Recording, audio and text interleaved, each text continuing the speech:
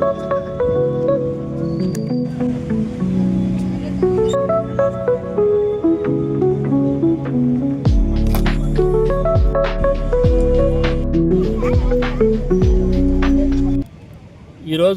భద్రాచలంలో జిల్లా స్థాయి సబ్ జూనియర్ అథ్లెటిక్ ఛాంపియన్షిప్ జరగబోతుంది.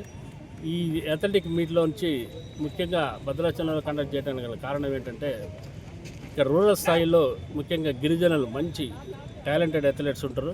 కాబట్టి మేము భద్రాచలాన్ని ఎన్నుకొని ఇక్కడ మారుమూల ప్రదేశం నుంచి మంచి మంచి టాలెంటెడ్ అథ్లెట్స్ కోసం ఐడెంటిఫికేషన్ కోసం ముఖ్యంగా ఏంటంటే సబ్ జూనియర్ మీట్లో జరిగే విశేషం ఏంటంటే, ఈ స్థాయిలో మన అథ్లెట్లను పట్టుకుంటే వాళ్ళని మంచి ట్రైనప్ చేసి వాళ్ళని కొద్దిగా ఎడ్యుకేట్ చేసి తర్వాత నెక్స్ట్ జూనియర్సు తర్వాత సీనియర్సు అట్లా పంపడానికి అవకాశం ఉంటుంది.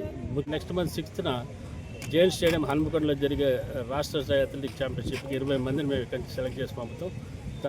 నా పేరు గిరిప్రసాద్. నేను ఇక్కడ భద్రాచలంలో కోచ్ని. ఇక్కడ మెయిన్గా జరుగుతున్నటువంటి కాంపిటీషన్లకి ఇలాంటి ప్లేస్ అంటే ఇలాంటి ఛాన్స్ ఇచ్చినటువంటి మహేందర్ సార్ గారికి, సెక్రటరీ గారికి ముఖ్యంగా నా ధన్యవాదాలు తెలుపుతున్నాను. ఇక్కడ ఏంటంటే 10 సంవత్సరాలు, 12 సంవత్సరాలు, 14 సంవత్సరాల పిల్లలకి మొత్తం triathlon, broad jump, 60 metres, 600 metres runs ఏర్పాటు చేయడం జరిగింది.